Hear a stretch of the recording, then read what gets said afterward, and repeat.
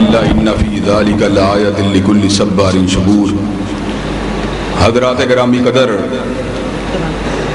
ہر سال کی طرح اس طرح پھر حضرت علامہ احسان اللہ ظہیر رحمۃ اللہ علیہ ان کے مشن، ان کے نقطہ نظر، ان کے ہدف، ان کی منزل، ان کی جدوجہد کے مقصد اور مقصود کے حوالے سے اپنی چند گزارشات کو پیش کرنے کے لیے کھڑیاں میں حاضر ہونے کا موقع ملا ہے۔ آج جب میں جلسہ گاہ کی طرف آ رہا تھا تو مجھے یہ بات کہنے کے اندر کسی قسم کا کوئی باک نہیں کہ ماضی کے تمام اجتماعات کے مقابلے میں آج کے اجتماع میں لوگوں کا پیار، لوگوں کی محبت ہر اعتبار سے زیادہ بھی تھی اور ان میں ہر اعتبار سے جوش و خروش بھی تھا۔ میرے ذہن کے اندر شاعر کی وہ بات آئی، ستم کا آشنا تھا وہ سبھی کے دل دکھا گیا، کہ شام غم تو کاٹ لی سیر ہوئی چلا گیا، ہوائے ظلم سوچتی ہے کس بھنور میں آ گئی، وہ ایک دیا بجھا تو سینکڑوں دیے جلا گیا۔ حضرات گرامی قدر، اللہ تبارک و تعالی نے اپنے انبیاء، اپنے رسول اللہ کے سلسلہ حضرت رسول اللہ صلی اللہ علیہ وسلم کی رسالت اللہ خالدہ کے ساتھ تمام کر دیا ہے۔ حضرت رسول اللہ صلی اللہ علیہ وسلم کے بعد کوئی نبی نہیں آئے گا، کوئی رسول نہیں آئے گا، کوئی پیغمبر نہیں آئے گا، لیکن اللہ تبارک و تعالیٰ کے دین کو اٹھانے کے لیے، اللہ تبارک و تعالیٰ کے کلام کی شمع کو جلانے کے لیے ہر دور میں اللہ تبارک و تعالیٰ علماء کو ضرور پیدا کرے گا۔ اور میں یہ بات سمجھتا ہوں حضرت علامہ ظہیر رحمۃ اللہ علیہ، ان کے اوپر اللہ تبارک و تعالیٰ کا یہ بے مثال کرم تھا کہ جب تک زندہ رہے مالک کائنات کے کلام کو پڑھتے رہے اور مدینے والے کے فرمان کو سر بلند کرتے رہے۔ حضرات گرامی قدر، میں ہمیشہ آپ کو حضرت علامہ ظہیر کے مشن کے حوالے سے اپنی چند گزارشات کو آپ حضرات کے گوشے گزار کرتا ہوں۔ آج بھی میں حضرت علامہ کے مشن کے حوالے سے 4-5 باتوں کو آپ حضرات کے گوشے گزار کرنا چاہوں گا۔ حضرت علامہ ظہیر رحمۃ اللہ علیہ، ان کے مشن کا پہلا ٹکڑا کیا ہے؟ پہلا ٹکڑا یہ ہے کہ انسان کٹنا گوارا کر لے، مرنا گوارا کر لے، مگر غیر اللہ کے آستانے پہ جھکنا گوارا نہ کرے۔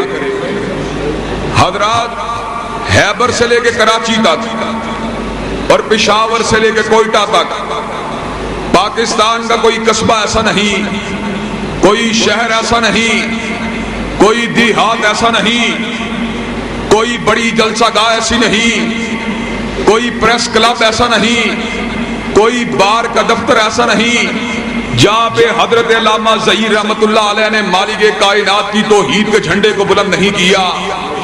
حضرات گرامی قدر، انہوں نے اس امر کا ذکر کر دیا کہ یہ گردن رب نے بنائی ہے، یہ سر رب نے بنایا ہے، اور جب بنایا اس نے ہے تو یہ اس کے علاوہ کسی دوسرے کے آستانے پہ نہیں جھک سکتا۔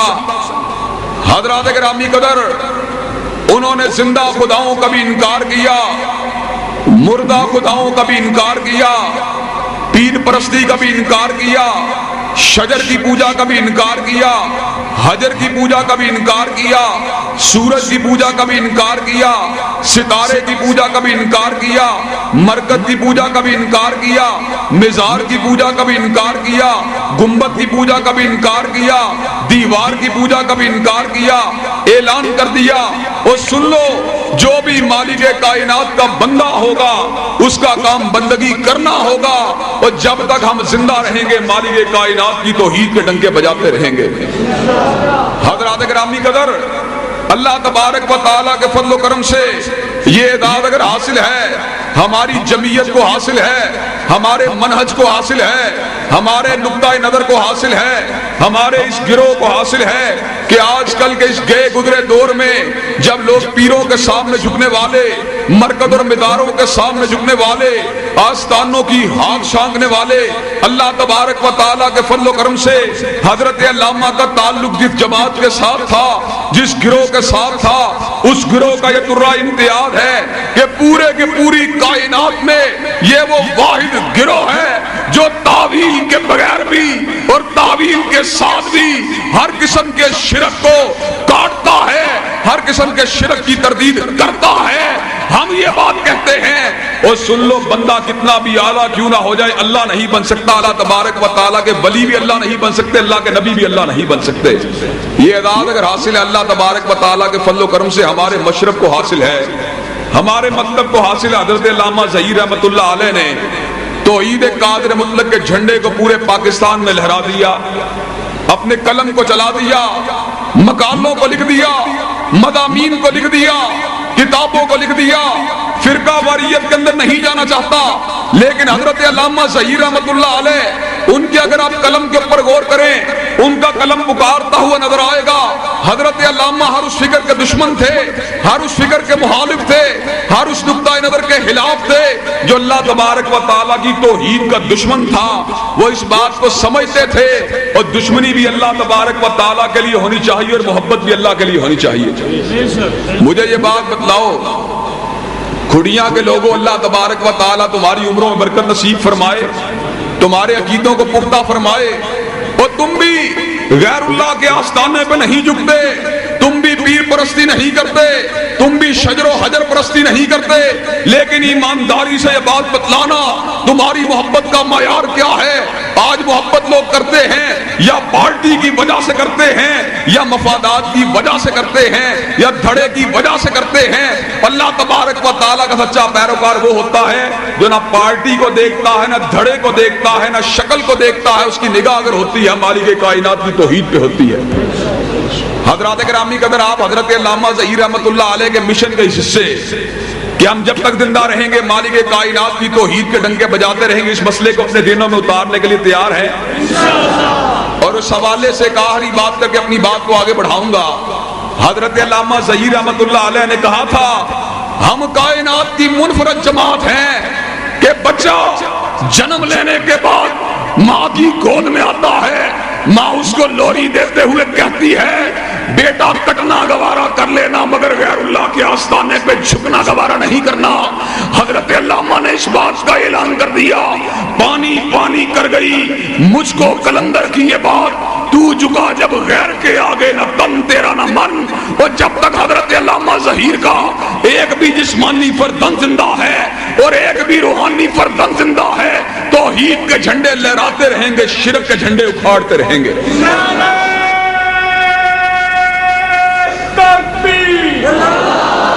شان مصطفیٰ، عظمت صحابہ، جب تک سورج چاند رہے گا، انقلاب انقلاب۔ حضرات گرامی کا حضرت علامہ ظہیر رحمۃ اللہ علیہ کے مشن کا دوسرا ٹکڑا کیا ہے؟ دوسرا ٹکڑا یہ ہے، حضرت علامہ نے اپنے دل کو محبت مصطفیٰ سے چمکا دیا، اپنے سینے میں اللہ کے نبی کی محبت کو بسا لیا، اور اس محبت کا پرچار گلیوں میں کیا، بازاروں میں کیا، چوکوں میں کیا، چرستوں میں کیا، اجتماعات میں کیا، جلسوں میں کیا، جلوسوں میں کیا، مسجد میں کیا، منبر میں کیا۔ ہر مقام کے اوپر اس نے کسی اونچے چہرے والے کے چہرے کو نہیں دیکھا، کسی پگڑی و دستار والے کی دستار کو نہیں دیکھا، کسی فوجی جنرل کے سینے پہ لگنے والے تمغے کو نہیں دیکھا۔ نظر اس کی ہوتی تھی تو یا رب کے قرآن پہ ہوتی تھی یا کملی والے کے فرمان پہ ہوتی تھی۔ حضرات گرامی قدر، محبت مصطفیٰ کو پوری کائنات کے لوگوں کے دلوں کو اس کے ساتھ چمکانے کا عالم لے کر حضرت علامہ ظہیر رحمۃ اللہ علیہ اپنے گھر سے باہر نکلے، گلیوں میں، بازاروں میں، اجتماعات میں، غریبوں میں، امیروں میں، سیاستدانوں میں، صحافیوں میں محبت مصطفیٰ کے دیے کو جلا دیا اور لوگوں کو یہ بات سمجھا دی کائنات میں کوئی کتنا بھی اعلیٰ کیوں نہ ہو ہر مقام کے اوپر پہنچ سکتا ہے. کائنات میں کوئی بھی آدمی محنت سے عالم بن سکتا ہے، محنت سے خطیب بن سکتا ہے، محنت سے مقرر بن سکتا ہے، محنت سے کاتب بن سکتا ہے، محنت سے شاعر بن سکتا ہے، محنت سے نثر نگار بن سکتا ہے. لیکن حضرت علامہ ظہیر نے اعلان فرما دیا مادت الدہور وما اتینا بمثلہ ولقد آتا فاجزنا نظرائہ. حضرت علامہ ظہیر نے اعلان کر دیا اور سن لو کائنات میں ہر مقام حاصل ہو سکتا ہے لیکن مدینے والے بننا تو بڑی دور کی بات ہے، کوئی آقا کی جوتیوں جیسا بھی نہیں بن سکتا. حضرت علامہ ظہیر نے سمر کا اعلان فرما دیا اور سن لو مدتیں مدینے والے کا انتظار کرتی رہی، زمانے مدینے والے کے منتظر رہے اور جب مدینے والے آقا آ گئے سمر کا اعلان کر دیا گیا ان جیسا کائنات میں کوئی دوسرا آ سکتا ہی نہیں. حضرت علامہ ظہیر نے محبت مصطفیٰ کے دیے کو جلانے کے لیے عجیب و غریب قسم کے استعاروں کو استعمال کیا، عجیب و غریب قسم کی تلبیحات کو استعمال کیا، تشبیہات کو استعمال کیا، ہدایت کے ٹکڑوں کو استعمال کیا، جملوں کو استعمال کیا، الفاظ کو استعمال کیا، ہدایت کو استعمال کیا، جذبات کو استعمال کیا. حضرت علامہ ظہیر نے مدینے والے کی محبت کو جگانے کے لیے کیسے عجیب الفاظ کہے.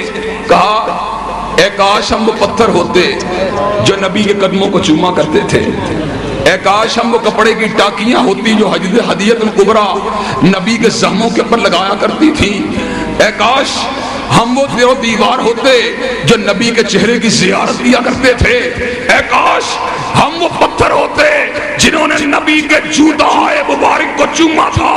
ایسے ایسے الفاظ استعمال کیے جنہوں نے مدینے والے کی محبت کو لوگوں کے دلوں میں اتار دیا اور کائنات کے لوگوں کو حضرت علامہ نے اس بات کو سمجھا دیا. اور سن لو جس طرح مدینے والے کی ذات اعلیٰ ہے اس طرح مدینے والے کی بات بھی اعلیٰ ہے. مفتی کی رائے اپنی جگہ پر، مجتہد کا اجتہاد اپنی جگہ پر، عالم کا علم اپنی جگہ پر، خطیب کی ہدایت اپنی جگہ پر، مقرر کی تقریر اپنی جگہ پر. لیکن حضرت علامہ ظہیر رحمت اللہ علیہ نے اس امر کا اعلان فرما دیا ساری کائنات ایک طرف بلاتی ہو اور مدینے والے آقا دوسری طرف بلاتے ہو، پوری کائنات کی بات کو ٹھکرا دیا جائے گا مگر مدینے والے کی بات کے اوپر آنچ کو نہیں آنے دیا جائے گا. حضرات گرامی قدر حضرت علامہ ظہیر نے اس امر کا اعلان فرما دیا ہرگز نہ میردیان کہ دل زندہ شد عشق سبت استبر جریدائے عالم دوام ماں. حضرت علامہ ظہیر نے اس امر کا اعلان فرما دیا ہم جب تک زندہ رہیں گے مدینے والے کی محبت کو اپنے سینوں میں بساتے رہیں گے، اپنے دل کی دھڑکن بناتے رہیں گے، اپنی نظر کا نور ٹھہراتے رہیں گے. حضرت علامہ ظہیر رحمت اللہ علیہ کی ہدایت نے لوگوں کو حضرت رسول اللہ کا والہانہ شدائی بنا دیا، شمع رسالت کا پروانہ بنا دیا، خیر البشر کا جانثار بنا دیا. حضرت علامہ ظہیر جب بڑے اجتماع کو دیکھتے تھے مجھے یاد ہے وہ یہ بات کہتے تھے ہزاروں اور لاکھوں کی تعداد میں لوگ میری وجہ سے نہیں آئے بلکہ کالی کملی والے کی محبت کی وجہ سے آئے ہیں. حضرت علامہ ظہیر رحمت اللہ علیہ لوگوں کی سوچوں کو مرتکز کرتے تھے، ان کے تحیل کا رخ پلٹتے تھے مدینے والے کی طرف. حضرت علامہ ظہیر رحمت اللہ علیہ کبھی غرور میں نہیں آئے، عوام کی محبت نے کبھی ان کے ذہن پر اثر نہیں کیا، انہوں نے ساری محبتوں کو سمیٹ کر حضرت آقا کی طرف ان کے روح کو موڑ دیا. اور میں یہ بات سمجھتا ہوں میں نے اپنی آنکھوں سے حضرت علامہ ظہیر رحمت اللہ علیہ کو بطور باپ بھی دیکھا ہے. جب وہ مدینے والے کا نام نامی لیتے تھے ان کی آنکھوں سے آنسو گرنا شروع ہو جاتے تھے. مدینے والے کی محبت نے حضرت علامہ کی ہدایت کو دو آفشاں بنا دیا، ان کی تقریروں کو ایک نیا رنگ اور نیا رخ عطا فرما دیا اور ان کی اپنی محبت کو لوگوں کے دلوں کی دھڑکن بنا دیا. اور مجھے سورہ مریم کی وہ بات یاد آ گئی ان الذین آمنوا وعملوا الصالحات سیجعل لهم الرحمن ودا. جس کا ایمان پختہ ہوتا ہے اور جو عمل صالح کرنے والا ہوتا ہے اللہ اس کی محبت کو لوگوں کے دلوں میں اتار دیتے ہیں. اور آج حضرت علامہ ظہیر کی محبت لوگوں کے دلوں میں صرف اس لیے موجود ہے کہ حضرت علامہ نے محبت اگر کی تھی کالی کملی والے آقا کے ساتھ کی تھی.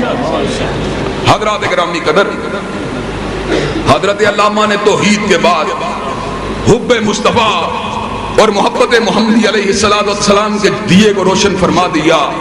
اور حضرت علامہ ظہیر رحمت اللہ علیہ ان کی تیسری بات جو ہمیشہ میرے ذہن میں رہتی ہے اور آپ کے ذہنوں کے اندر بھی رہنی چاہیے اور کسی لمحے بھی اس کو ہم سے محو نہیں ہونا چاہیے، اس لیے کہ شخصیتیں چلی جاتی ہیں لیکن مشن باقی رہ جاتے ہیں. حضرات گرامی قدر، حضرت علامہ ظہیر رحمت اللہ علیہ کی جد و جہد کا تیسرا ہدف کیا تھا؟ تیسرا ہدف یہ تھا، انہیں صرف حضرت رسول اللہ سے پیار نہیں تھا بلکہ ہر اس آنکھ سے پیار تھا جس نے حضرت رسول اللہ کے چہرہ پر نور کی زیارت کی تھی. وہ جب تک زندہ رہے محبت مصطفیٰ کے چراغ کو جلاتے رہے، اور جس وقت وہ حضرات صحابہ کے مقام کا ذکر کرتے کن الفاظ میں کرتے، وہ آنکھیں محترم ہیں جنہوں نے مدثر و مزمل کے روح انور کی زیارت کی ہے. اور کئی مرتبہ حضرت آقا کے صحابہ کو خراج تحسین پیش کرنے کے لیے الفاظ کہتے، آگ اس چہرے کو نہیں چھو سکتی جس نے مدثر و مزمل کے روح انور کی زیارت کی ہے.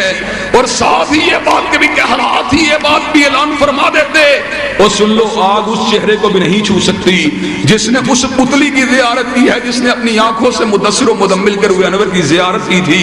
حضرات گرامی قدر، جب وہ صحابہ کا ذکر کرتے، جب وہ ہدیۃ الکبریٰ کی وفا کا ذکر کرتے، جب ابو بکر کے پیار کا ذکر کرتے، جب عثمان ذوالنورین کی صحابت کا ذکر کرتے، جب حیدر کی شجاعت کا ذکر کرتے، جب حسن و حسین سے حضور کے پیار کا ذکر کرتے، تو کیا ہوتا؟ ان کی آنکھوں سے آنسوؤں کی جھڑیاں لگ جاتی، ان پر جذب کی ایک کیفیت طاری ہو جاتی. جب تک زندہ رہے ابو بکر کی صداقت کے ڈنکے بجاتے رہے، فاروق کی عدالت کے نعرے لگاتے رہے، ذوالنورین کی صحابت کا پرچار کرتے رہے، حیدر کی شجاعت کا ذکر کرتے رہے. حضرات گرامی قدر، ہمارے باپ نے جب تک زندہ رہا محبت صحابہ کے چراغ کو جلاتا رہا، اور جب تک ہم اس کے بیٹے زندہ ہیں صحابہ کی محبت کے چراغ کو جلاتے رہیں گے.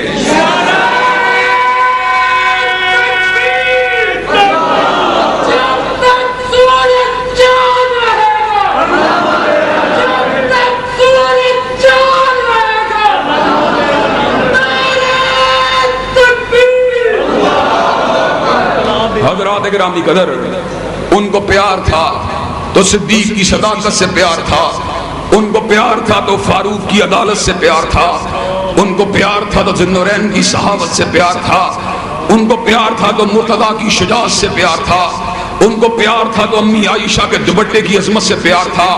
اور آپ کے علم میں اضافہ کرنے کے لیے یا آپ کی معلومات کے اندر اضافہ کرنے کے لیے میں ان کو ان کی ایک تقریر جو سعودی عرب کے ریڈیو کے اوپر کم از کم ابھی تک 50 مرتبہ نشر ہو چکی ہے، اور ہر دوسرے تیسرے مہینے سعودی عرب کا قومی ریڈیو اس تقریر کو دوبارہ نشر کرتا ہے، اس کے بھی 2 ٹکڑے اردو ترجمے والے آپ حضرات کے سامنے رکھنا چاہتا ہوں. انہوں نے امی عائشہ کا ذکر کیا. حضرت عائشہ جو میری بھی ماں ہیں اور جو آپ کی بھی ماں ہیں، اور وہ بیٹا انتہائی خوش نصیب ہوتا ہے جس کو اپنی ماں سے پیار ہوتا ہے، اور وہ بیٹا بد نصیب ہوتا ہے جس کو اپنی ماں سے محبت نہیں ہوتی. انہیں امی عائشہ سے پیار تھا. ریڈیو کے پر تقریر کرتے ہوئے جذباتی ہو گئے. کہا میری ماں، الفاظ بولے تو کیا بولے، کہا میری ماں تیری حرمت کے اوپر میں بھی قربان ہوں، میری عزت بھی قربان ہے، میرا سرمایہ بھی قربان ہے، میری بیوی بھی قربان ہے، میرے بال بچے بھی قربان ہیں، میرے والدین بھی قربان ہیں، میری ناموس بھی قربان ہے. امی عائشہ کی عظمت کا ذکر کرتے ہوئے جب انہوں نے سعودی عرب کے ریڈیو کے پر تقریر کی، حضرت علامہ شہید بھی رو رہے تھے، اور آج بھی عرب جب ان کی تقریر کو سنتے ہیں ان کی آنکھوں سے آنسو کی جھڑیاں لگ جاتی ہیں. حضرات گرامی قدر، جب تک زندہ رہے صحابہ کرام رضوان اللہ علیہ مجمعین کی محبت کے چراغوں کو جلاتے رہے. اور مجھے یاد ہے کہ چوک بیگم کوٹ میں حضرت علامہ ظہیر رحمت اللہ علیہ نے کھڑے ہو کر یہ بات کہی تھی، گناہگار تو بہت سے ہیں، خطاکار بھی بہت ہیں، غلطیاں بھی بہت کی ہیں، لیکن جب کل قیامت کا دن آئے گا اور ساقی حوض کوثر کے اوپر موجود ہوں گے اور ایسے عالم میں کوئی روکنے والا روکے گا تو ساتھ ہی نبی کا یار صدیق ہوگا اور بائیں ہاتھ کے اوپر نبی کا یار فاروق ہوگا. اور ایسے عالم میں حضرت صدیق کو آواز دوں گا کہ حضرت صدیق بڑا گناہگار ہوں لیکن ساری زندگی تیری صداقت کی جنگ لڑی ہے. اور حضرت فاروق کو آواز دوں گا میں بڑا گناہگار ہوں لیکن ساری زندگی تیرے تقدس کی جنگ لڑی ہے. حضرات گرامی قدر، ایسے عالم میں وہ یہ بات کہا توقع کرتے تھے اور امید رکھتے تھے کہ ابو بکر و عمر بھی حضرت رسول اللہ کی بارگاہ میں یہ بات کہیں گے، احسان علی ظہیر جب تک زندہ رہا ہماری عظمت کی جنگ لڑتا رہا، حضرت رسول اللہ اس کو اپنے ہاتھ سے حوض کوثر کے جام کو پلا دیجیے۔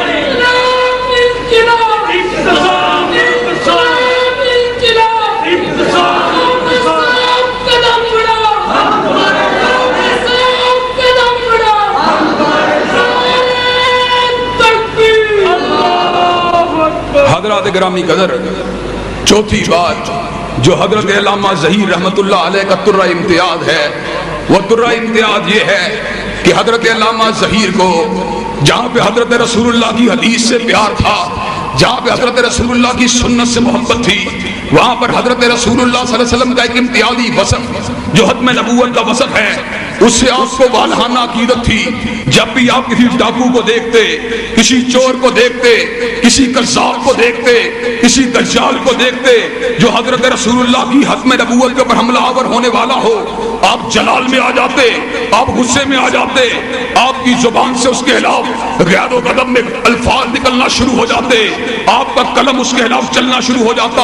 ذرا میری بات کے اوپر غور کیجئے، علی محمد باب نے جھوٹا دعوی نبوت کیا، حضرت علامہ ظہیر نے اس کے دعوی نبوت کی کلی کو کھولنے کے لیے البابیہ کو رقم فرما دیا۔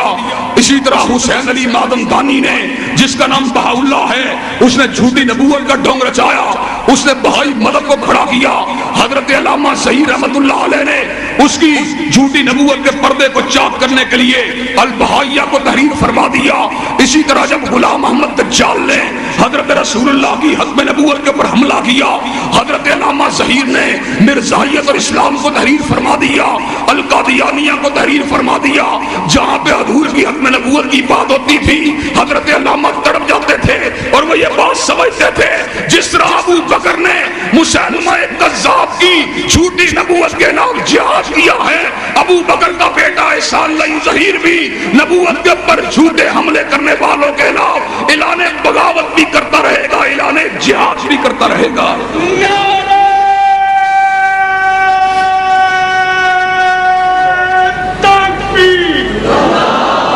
ختم نبوت، شان مصطفیٰ، عظمت صحابہ، جب تک سورج چاند رہے گا، جب تک سورج چاند رہے گا۔ حضرات گرامی قدر، میں نے حضرت علامہ ظہیر رحمت اللہ علیہ کے منشور کے حوالے سے دو باتوں کو مزید آپ حضرات کے گوشے گزار کر کے رات کے اس پچھلے پہر میں اپنی گفتگو کو ختم کرنا ہے۔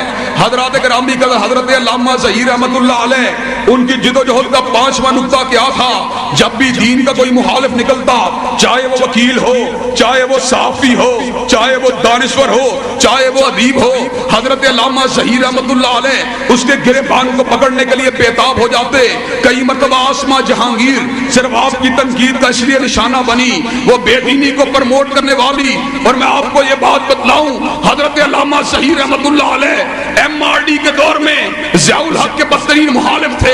ایسے عالم میں آزاد حیال وکیلیں جو کہ اپنے تئیں ضیاء الحق کے مخالف تھی، انہوں نے ہائی کورٹ کے اندر حضرت علامہ ظہیر کو گھیر لیا اور ان کو یہ بات کہی، علامہ صاحب ضیاء الحق جو ہے وہ کون سی شریعت نافذ کرنا چاہتا ہے؟ علامہ نے پہلا جواب یہ دیا، میں شریعت اسلام آباد کی نہیں مانتا، میں اسلام آباد کا نہیں مانتا، میں اسلام وہ مانتا ہوں جو مدینہ سے آیا ہے۔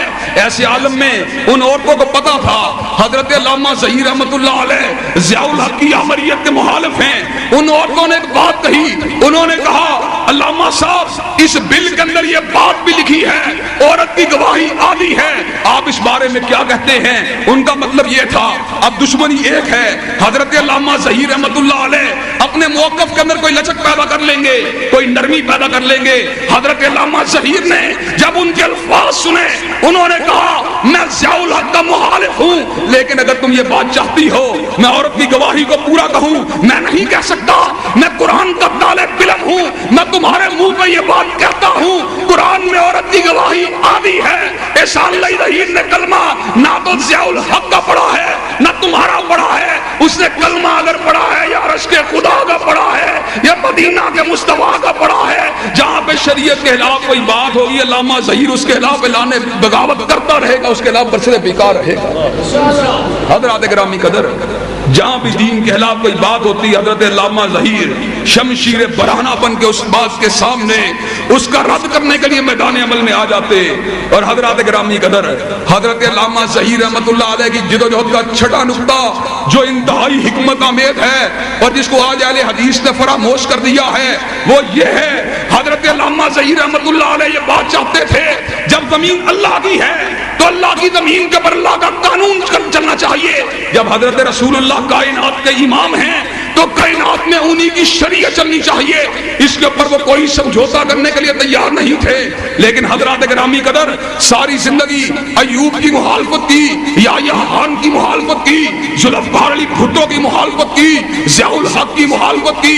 وجہ صرف ایک تھی, وجہ یہ تھی حضرت علامہ ظہیر رحمت اللہ علیہ نفاذ شریعت کے لمبردار تھے, نفاذ اسلام کے حامی تھے, اسلامی قدروں کو معاشرے میں نافذ کرنا چاہتے تھے, اسلامی حدوں کو ملک کا قانون بنانا چاہتے تھے. اسی کے لیے جلسے کرتے تھے, اسی کے لیے جلوس نکالتے تھے, اسی کے لیے اجتماع کرتے تھے, اسی کے لیے مسجدوں میں جاتے تھے, اسی کے لیے جمعے کے خطبے دیتے تھے, اسی کے لیے رمضان کے دروس دیتے تھے, اسی کے لیے جمعیت کو منظم کیا تھا, اسی کے لیے یوتھ فورس کو بنایا تھا, اسی کے لیے زبان کو حرکت دی تھی, اسی کے لیے قلم کو چلایا تھا. لیکن دکھ کی بات یہ ہے حضرت علامہ ظہیر رحمت اللہ علیہ بم کے دھماکے میں شہید ہو گئے. اہل حدیث کا بٹوارا ہو گیا. کوئی اہل حدیث نواز شریف کی جھولی میں گرا, کوئی زرداری کی جھولی میں گرا, کوئی مشرق میں جا کے گرا, کوئی مغرب میں جا کے گرا. آج اہل حدیث کیا کرتا ہے؟ اہل حدیث کی دعوت آج رفع یدین اور آمین تک محدود ہے. رفع یدین رسول اللہ کی سنت ہے, آمین رسول اللہ کی سنت ہے. حضرت رسول اللہ کی ادنا ترین سنت کے اوپر ہماری سو جانے ہوں وہ بھی قربان ہیں. لیکن ہم اس بات کا اعلان کرنا چاہتے ہیں ہم صرف والدین کی دعوت دینے والے نہیں, ہم صرف آمین کی پیسے کرنے والے نہیں, اور جب تک ہم زندہ ہیں نفاذ شریعت کا نعرہ لگانا یہ بھی ہماری ذمہ داری ہے. اسلام کی بالادستی کی بات کرنا یہ بھی ہماری ذمہ داری ہے.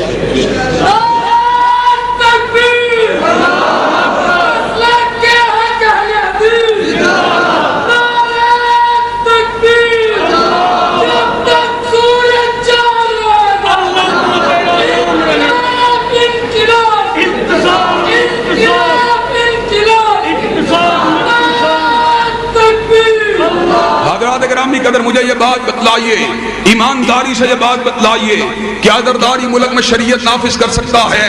کیا نواز شریف ملک میں شریعت نافذ کر سکتا ہے؟ جو اپنے چہرے کے اوپر شریعت کو نافذ نہیں کر سکتا, جو اپنے کاروبار میں شریعت کے اوپر نافذ نہیں کر سکتا, جو اپنی گھر والی عورتوں کو اوپر شریعت کو نافذ نہیں کر سکتا, وہ ملک میں بھی شریعت کو نافذ نہیں کر سکتا.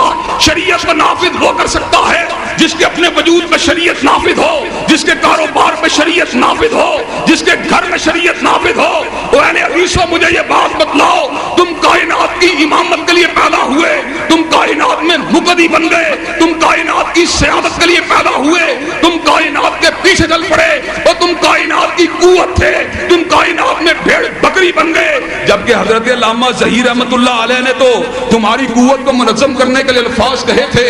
وہ سن لو, اہل حدیث کائنات کی وہ طاقت ہے اگر اس کو احساس ذوق پیدا ہو جائے کائنات کی کوئی طاقت اس کا مقابلہ کرنے کی جرت نہیں کر سکتی. لیکن تم منتشر ہو گئے. حضرات گرامی قدر وقت بدلتا رہتا ہے. تلک الیام نداولها بین الناس, اگر موسم ہدا آتا ہے تو ہدا کے بعد بہار بھی ضرور آتی ہے, موسم گرما آتا ہے تو گرما کے بعد سردی بھی ضرور آتی ہے. میں اس امر کا اعلان کرنا چاہتا ہوں, یہ اللہ کا فیصلہ ہے. فَإِنَّ مَعَ الْعُسْرِ يُسْرًا إِنَّ مَعَ الْعُسْرِ يُسْرًا. ہر تنگی کے بعد آسانی ہے, ہر تنگی کے بعد آسانی ہے. اگر ہم نے زوال کا مزہ چکھا, اگر ہم نے گراوٹ کا مزہ چکھا, تو اللہ ہمارے زوال کو عروج میں بھی تبدیل کر سکتے ہیں, ہماری گراوٹ کو بلندیوں کے اوپر بھی لے کے جا سکتے ہیں. نعرہ تکبیر. ہوا کا رخ بھی موڑ دیں گے اپنے زور بازوؤں سے. اگر سمندر بھی آئے سامنے تو علامہ شہید کے پروانے بن جائیں گے. حضرات کرام,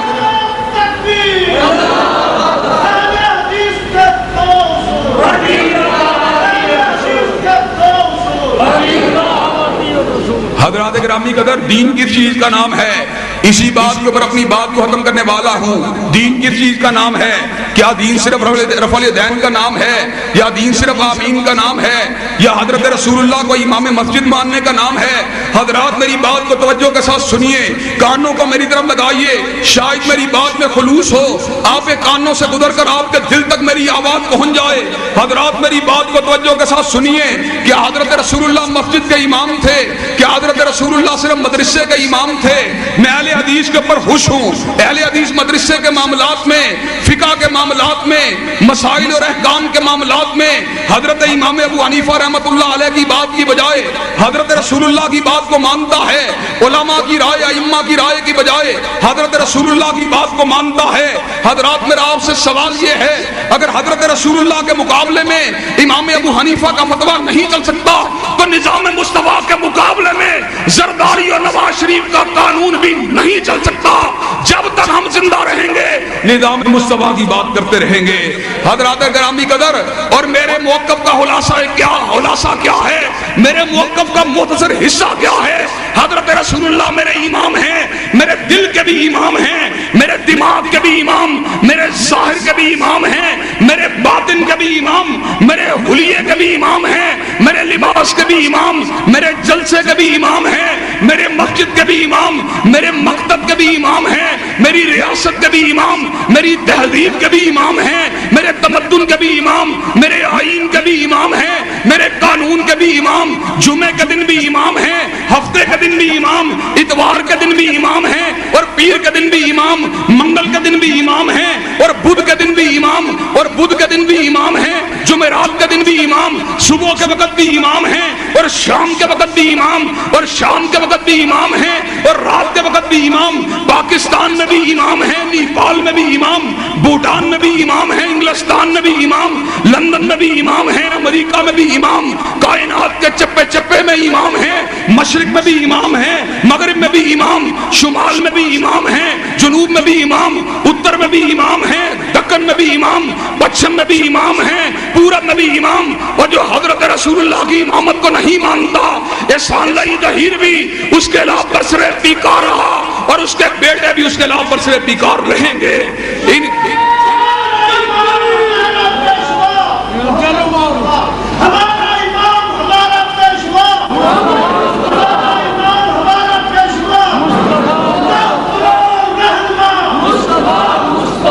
حضرات گرامی قدر, آپ مجھے یہ بات بتلائیے کہ آپ حضرت علامہ ظہیر رحمۃ اللہ علیہ کے مشن کے پھیلاؤ کے لیے تیار ہیں؟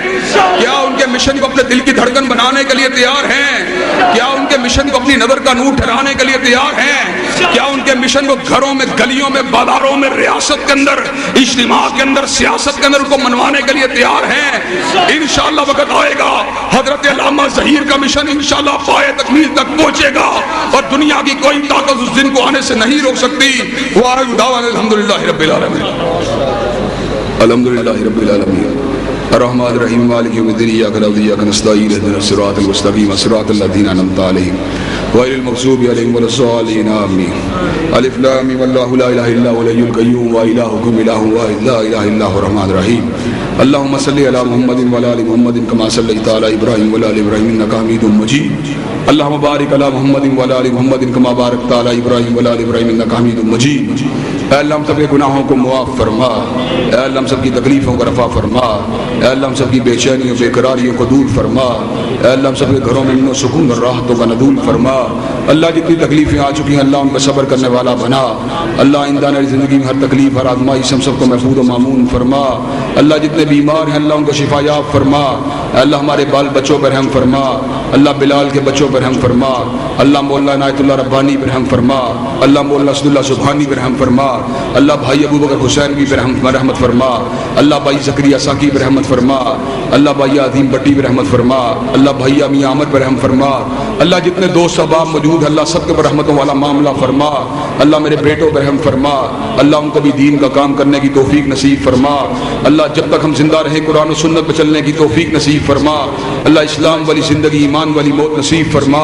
ربنا آتنا فی الدنیا حسنۃ وفی الآخرۃ حسنۃ وقنا عذاب النار.